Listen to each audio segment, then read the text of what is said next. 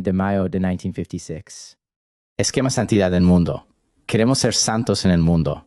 Hay dos concepciones fundamentales del mundo. El mundo es hostil a Dios. El mundo pertenece a Dios. Nuestra tarea es llevar el mundo de regreso a Dios. Eso significa no estar con Dios solo en la iglesia, caminar con Dios a través del quehacer cotidiano. Tenemos que encontrar un método que nos ayude a estar siempre con Dios y al mismo tiempo hacer bien nuestro trabajo. Ejemplos prácticos de cómo se puede. Cultivar en lo cotidiano el vivir en la presencia de Dios, leyenda de un ermitaño y de una joven servidora, ejemplo del cocinero de un convento. 3 medios para aprender a caminar con Dios a través del quehacer cotidiano. Primero, contemplar a menudo a Dios en la fe a Dios en sí mismo, por ejemplo, en la Eucaristía a Dios en sus efectos. Segundo, hablar a menudo con Dios, orar de forma espontánea y natural, orar de forma personal, orar sin palabras una vez más. Contemplar a menudo a Dios en la fe, en el sagrario, en el corazón de los hombres, en todas partes a nuestro alrededor. Tercero, ofrecer sacrificios a Dios por amor y con espíritu de fe, tema no tratado no solo al fin de nuestra vida, sino ya desde ahora queremos utilizar el mundo para llegar a Dios. El gran problema que se plantea es qué haremos los que vivimos en el mundo como hemos sellado la alianza de amor con la Santísima Virgen y pertenecemos a Schoenstatt. Estamos convencidos de que no queremos pasar así sin más por el mundo para llegar por fin a duras penas al cielo. Debemos llegar a ser verdaderamente santos, sí, pero aún así queremos permanecer en el mundo. Sería comprensible que dijéramos por la alianza de amor, estamos obligados a abandonar el mundo. Por tanto, el varón tiene ahora una vocación, que habrá de ser, por supuesto, jesuita o algo parecido. Y la mujer, ¿qué será? Ella entrará en algún convento. Ya ven ustedes qué bonita historia sería esta con la santidad, ¿no es verdad? Esta santidad lo arruinaría todo. Si así fuese, tendríamos razón para decir, déjame en paz con eso de la santidad. Nuestra tarea consiste en permanecer en el mundo, en formular un juicio correcto acerca del mundo y en utilizar el mundo para llegar a Dios. Y ahí las dos actitudes fundamentales que se pueden tener ante el mundo. Puedo comprender el mundo en su postura hostil a Dios. Desde ese punto de vista, el mundo es para mí realmente una telaraña, un peligro permanente. El mundo me aparta de Dios. Es entonces enemigo de Dios. Y desde el momento en que el pecado original está en el mundo, desde que el hombre tiene el pecado original, abusa también del mundo muchas veces en contra de Dios. Pero también puedo comprender el mundo de otra manera, recurriendo a un juego de palabras de un lado, oposición a Dios, y del otro, servicio a Dios y pertenencia a Dios. Pertenencia a Dios, el mundo pertenece a Dios y debe servir. A Dios debe ser reconducido hacia Él. Tengo que reconducir el mundo hacia Dios, y yo mismo tengo que ser elevado hacia Dios a través del mundo. Esta es la gran tarea que tenemos nosotros, que queremos llegar a ser santos en el mundo. El sentir sencillo del pueblo lo expresa de la siguiente manera. Tenemos que ir a través del mundo con Dios, a través del quehacer cotidiano con Dios, no sin Dios. Entiéndanlo, por favor, habitualmente. Las cosas en la vida práctica son así voy hacia Dios cuando voy a la iglesia. Entonces estoy con Dios, tal vez, no. Y cuando se acabó lo de la iglesia, por ejemplo, cuando voy a partido de fútbol, a practicar deporte o a comer al trabajo, le digo a Dios, goodbye God. Goodbye, así es en la práctica. Mucho depende de que entiendan el punto en cuestión, porque, como suelo decir, estamos muy acostumbrados a tener un concepto erróneo de santidad, y nunca será bastante lo que hagamos para romper y quebrar ese concepto. Por eso digo, tengo que caminar con Dios a través del quehacer cotidiano. Y por mi quehacer cotidiano, no por el quehacer cotidiano del religioso o de la religiosa. Ellos tienen otro quehacer cotidiano. Por tanto, por así decirlo, tengo que ir con Dios a la olla de cocina. Pero tengo que ir con Él. Es decir, no veo solo la olla, sino que veo en ella a Dios. O bien, tengo que ir con Dios al trabajo. En este punto solemos preocuparnos diciendo, no lo lograré. ¿Por qué no lo lograré? Tenemos miedo de que, si lo practicáramos de ese modo, nuestra atención se dividiría interiormente. Si he de encontrar a Dios en la olla de cocina, santo cielo, entonces olvidaré cómo tengo que salar bien la comida y no sé cuántas otras cosas más que tengo que hacer como ama de casa. Tienen que captar la dificultad que aquí se plantea. Tenemos que encontrar un método que nos ayude a no hacer peor nuestro trabajo y a no enfermar interiormente si encuentro por un lado el trabajo y por el otro a Dios. Es decir, tenemos que encontrar un método por el cual la atención no se divida, por el cual logremos incluso trabajar mejor. Si entendieran lo que significa caminar con Dios a lo largo del día, de mi día, pues bien, ahora tienen que contemplar los distintos componentes de su quehacer cotidiano. Tenemos que cuidar de que, por nuestra aspiración a la santidad, no perdamos nuestra naturalidad, no nos volvamos inútiles para la vida concreta. ¿Cuántas veces se dice este hombre es religioso, por eso no me sirve para mi comercio? Quisiera contarles primero una leyenda. Por supuesto, solo se trata de una leyenda. Muchas veces se trata de relatos, que son fruto de una composición atrás, de historias que sucedieron realmente. Pero detrás de ellas se esconde una idea. En este caso, la idea está expresada de manera muy simpática, muy ilustrativa. Cuenta la leyenda que había un ermitaño. Como Ben, se trata de un hombre que huyó del mundo. No quería saber nada con el mundo. Es que en el mundo todo es malo. Y los que están en el mundo están ya todos condenados. Por eso hice del mundo no tener nada que ver con el mundo. De inmediato entenderemos que se trata de un tipo de piedad diferente. El objetivo es salir del mundo e ir hacia Dios. Pues bien, la leyenda nos relata que una vez el ermitaño se dijo: si me comparo con los seres humanos que están fuera en el mundo, me parece que ya estoy en la parte de arriba de la escalera. Es decir, el ermitaño se había vuelto presuntuoso. ¿Cuántas cosas puedo lograr? No necesito pensar en el trabajo, sino que pienso en Dios todo el día, desde la mañana temprano hasta tarde en la noche. Y si más tarde, tal vez hoy mismo, me muriera, me iría de cabeza al cielo. El purgatorio no existe para mí, y ni pensar en el infierno. Pues he aquí que más tarde se le apareció el buen Dios. Y ahora viene lo que yo llamo la story. Repito, podrá ser verdad o no, pero de todos modos se trata de ilustrar algo. Dios dijo al ermitaño: muchacho, quiero mostrarte de una vez que las cosas son muy diferentes. Dios le envió entonces un ángel que cogió al ermitaño por los cabellos y lo llevó sobrevolando tierras y mares hasta una gran ciudad, depositándolo frente a una gran casa, digamos, frente a un rascacielos. Aunque no sé si ya existían en ese tiempo, probablemente no, pero hoy sería un rascacielos. Le dijo entonces el ángel: bien aquí, en el último piso, vive alguien que es mucho más santo que tú. Tanto hacía que el ermitaño estaba fuera del mundo que ya no sabía comportarse. Tuvo pues el atrevimiento de subir, golpear y tocar la campanilla. Salió entonces una simple muchacha de servicio. No iba vestida de manera especial. Acababa de limpiar y fregar. No sabía qué invitado era este que venía, y naturalmente abrió la puerta así como estaba. En el fondo era lo que llamamos una cenicienta a uno. Tenía que hacer todo el trabajo sucio de la casa, y los señores se habían ido de viaje. El ángel dijo entonces al ermitaño: fíjate, la joven que tienes frente a ti es mucho más santa que tú. ¿Pero cómo es posible?, respondió el ermitaño. Yo estoy en el eremitorio, en el desierto, y esta jovencita, ¿quién le ve algo a esta joven? Tiene el mismo aspecto que cualquier otra chica de la servidumbre. Ahí tenemos a los dos tipos, uno junto a otro. De un lado está la piedad monástica y del otro la piedad apostólica moderna en medio del mundo. No sé cómo se dieron a conocer la joven y el ermitaño, y eso no es relevante para la historia. De un modo u otro, se establecieron conocimiento y comenzaron a mantener una conversación religiosa. La pregunta principal que se planteaba al ermitaño era la siguiente: ¿cómo haces para trabajar todo el día desde la mañana temprano hasta tarde en la noche? Y a pesar de ello, ser más santa que yo, justamente que yo, que hace ya tanto tiempo que vivo en la soledad, por supuesto. El ermitaño preguntó interesado: ¿con qué frecuencia haces meditación? ¿Cuántas horas al día? Claro, él meditaba el día entero.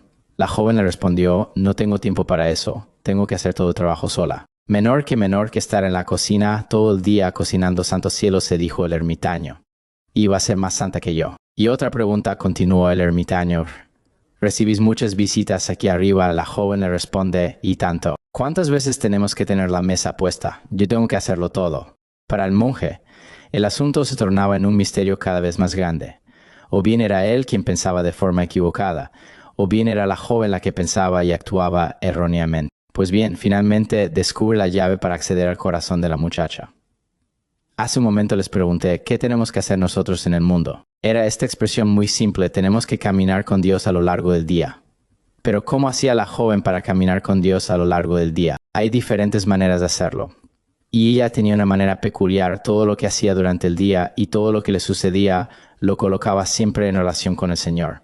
Por ejemplo, cuando se levantaba por la mañana, pensaba: Él ha resucitado del sepulcro.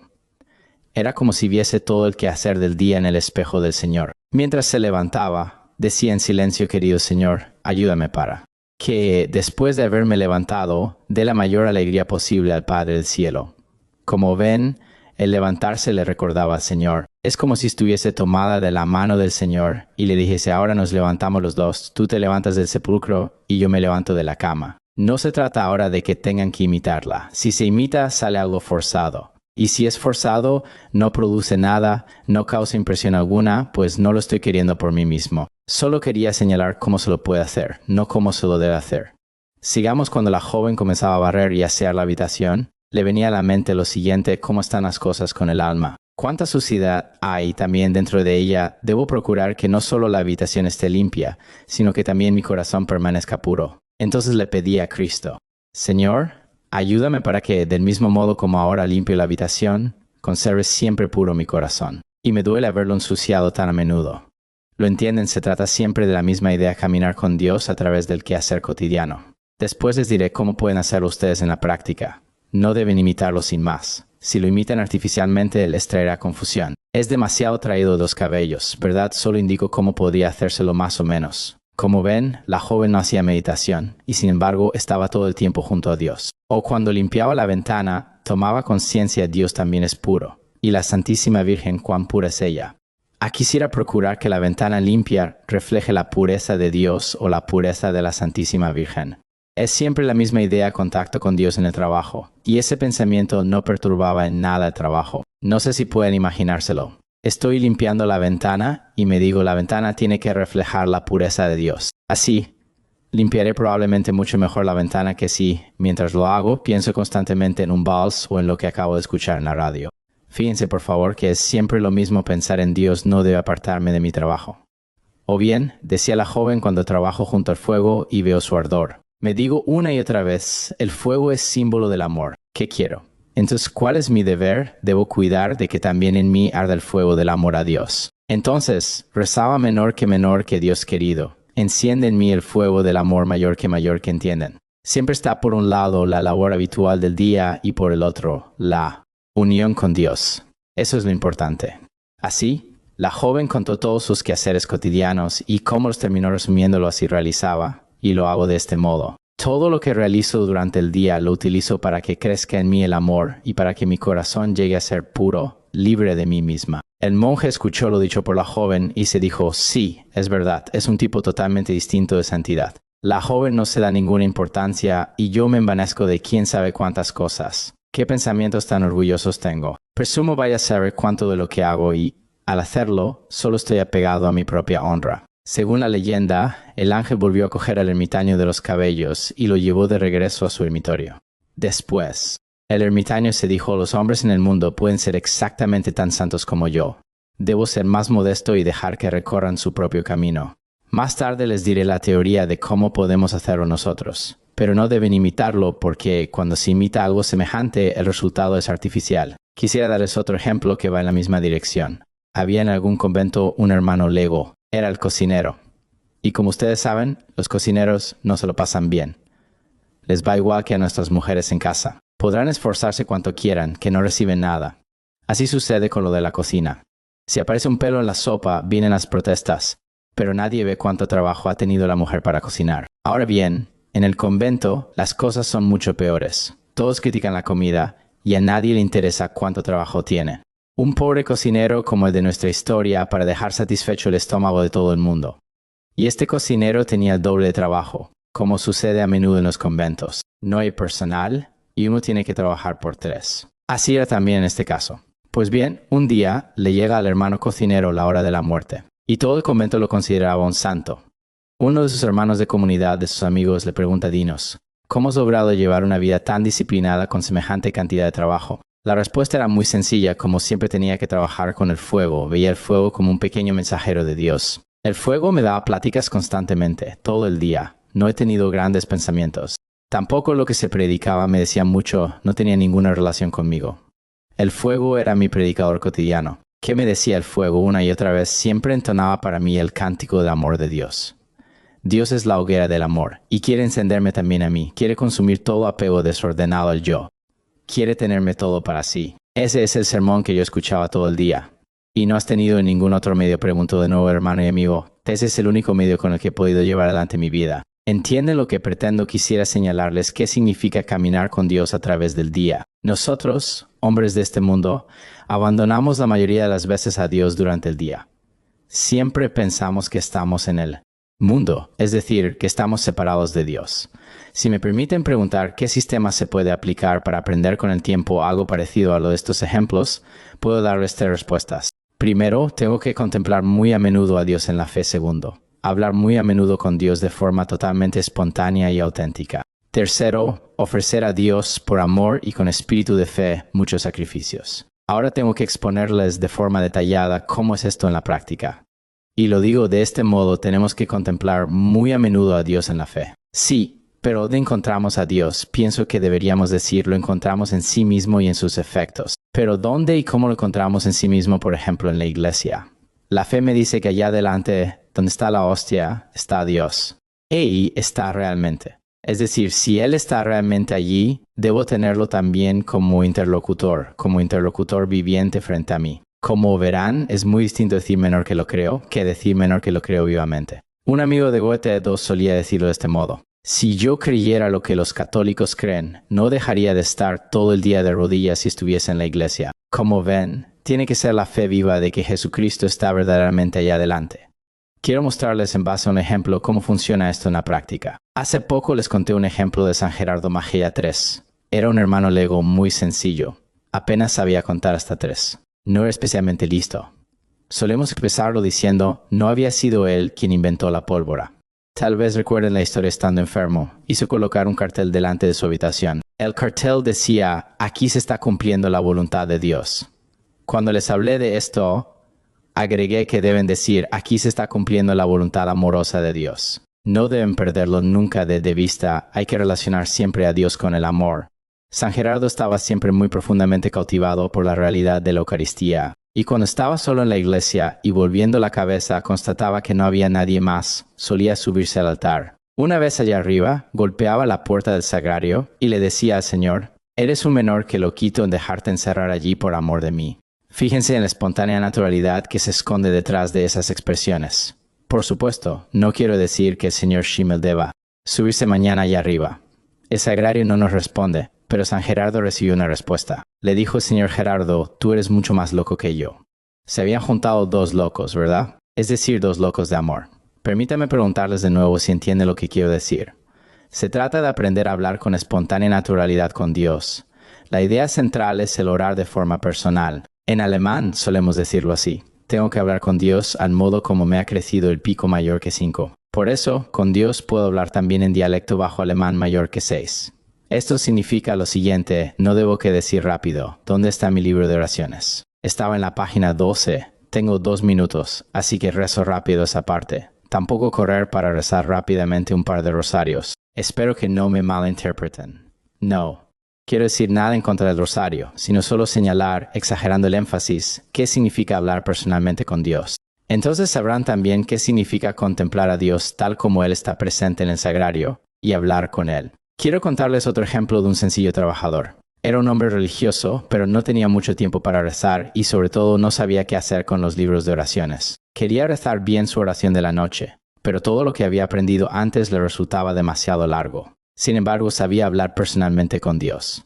Era como si Dios estuviese sentado con él en el mismo banco de la escuela. Y cuando se iba a la cama y tenía que luchar para rezar porque tenía mucho sueño, le bastaba decir la siguiente oración menor que Dios querido. He aquí a tu majadero pecador. Arrójalo al cielo de tus gracias.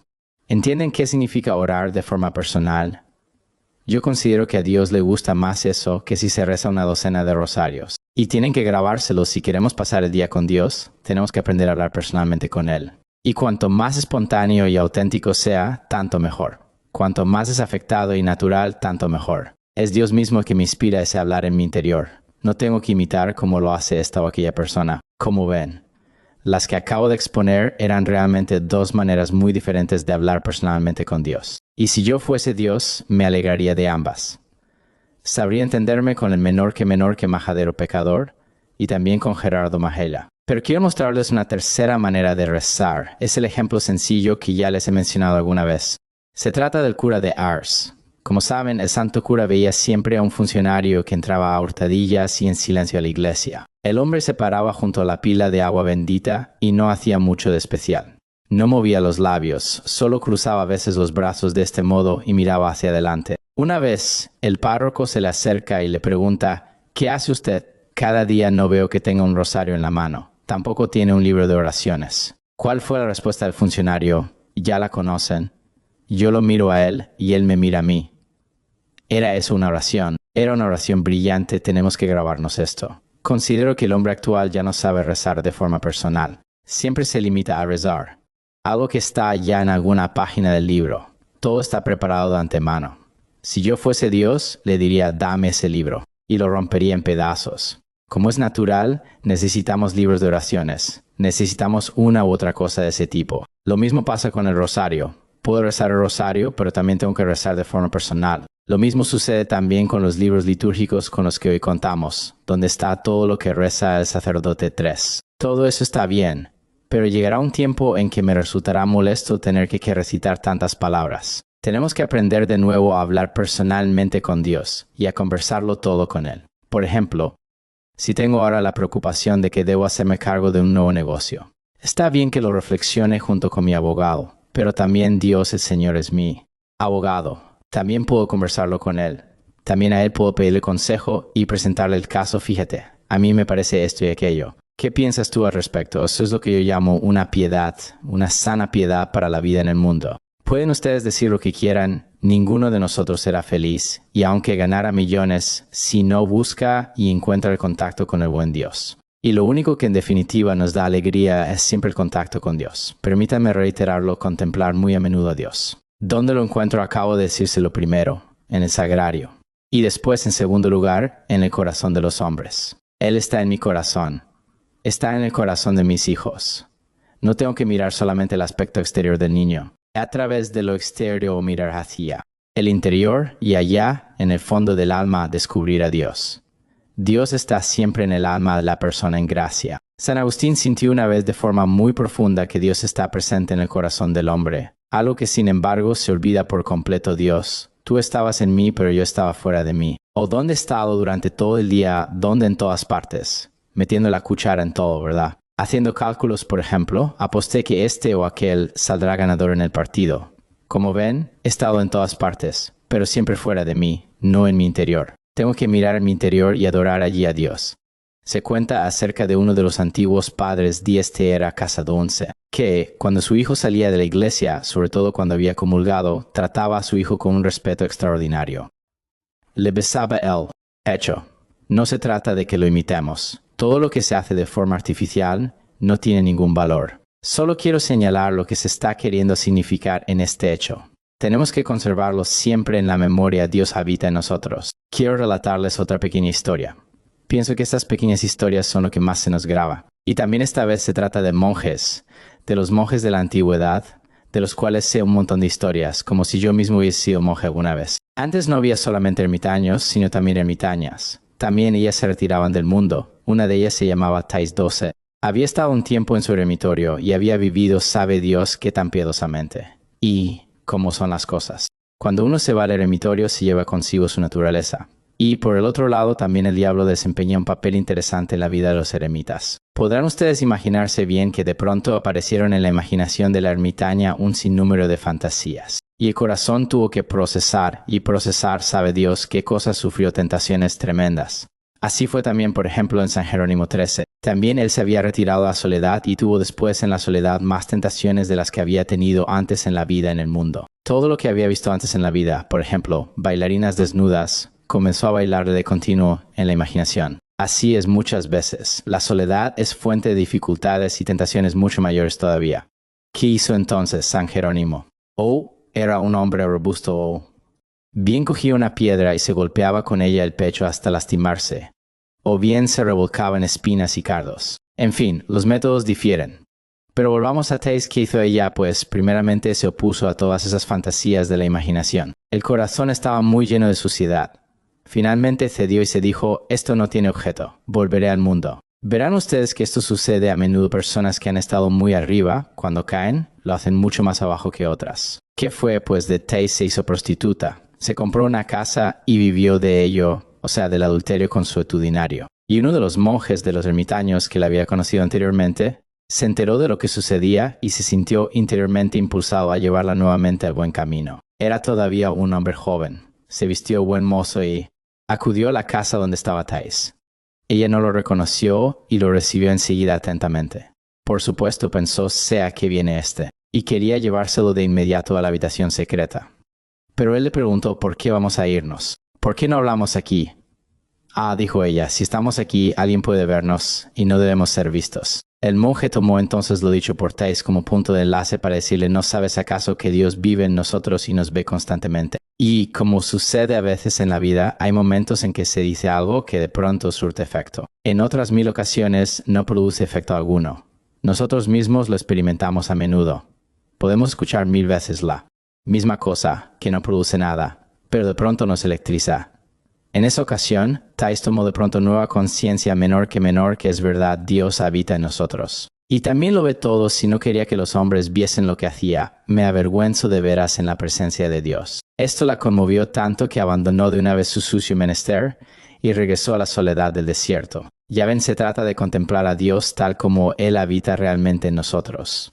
Pienso que, por ejemplo, si contemplan a sus hijos, y no solo en cuanto son exteriormente guapos y listos, o tienen los miembros bien conformados, un modo de ser agradable, sino mirando más a lo hondo en el niño habita Dios, y en el niño amo a Dios. Verán entonces cómo todo adquiere una relación fundamental muy diferente. Lo mismo sucede si como hombre trato con mi mujer o como mujer trato con mi marido. Es siempre el mismo pensamiento. Tengo que buscar en todas partes el contacto con Dios. Considero que entonces podría llegar a ser un hombre más piadoso que otro que en el convento. No hace más que correr constantemente detrás de sus fantasías enfermizas. Pero quiero contarles otro pequeño ejemplo. La historia tiene lugar en una casa de gente de la nobleza. Según se dice, por lo menos en Europa, los de la nobleza tienen menor que sangre azul mayor que. Por eso se enorgullecen de las generaciones pasadas, de sus ancestros. Y muchas veces tienen una galería de ancestros en la que pueden verse las imágenes de todos sus antepasados. Por supuesto, la menor que sangre azul mayor que no impide que también entre ellos fermenten y se cuezan sabe Dios qué cosas. En este caso, la jovencita de la casa había recibido en una ocasión la visita de un joven. Y, como suceden las cosas, de pronto en ambos se enciende la pasión. Están sentados en la galería de los ancestros. Ambos se han encendido interiormente de pasión y están realmente a punto de caer juntos en el pecado. A último momento, la joven dice, de pronto no tenemos que ir a otra habitación. ¿Qué dirán mis ancestros si ven lo que hacemos aquí? Ahora bien, la profunda conciencia de que Dios está en mí es algo distinto que pensar solo en nuestros ancestros. Eso es justamente lo trágico de nuestra vida. Dios está en todas partes, pero no lo vemos. Por eso tenemos que contemplar muy a menudo a Dios. ¿Dónde primero? En el sagrario, después, en nuestro corazón y por último, en todas partes, a nuestro alrededor. Dios está allí y actúa realmente. Este punto lo continuaremos la próxima vez. ¿Tienen un poco claro qué es lo que quisiera decirles? Queremos permanecer en el mundo y utilizar el mundo para llegar a Dios. Pero no solo al final de la vida, sino ahora cada segundo, cada vez de alguna manera. Por supuesto, esto no puede aprenderse de hoy para mañana. Más adelante les contaré cómo pueden aprenderlo prácticamente en su propia vida. Bien, una vez más hemos terminado felizmente esta hora. 1 en el habla alemana.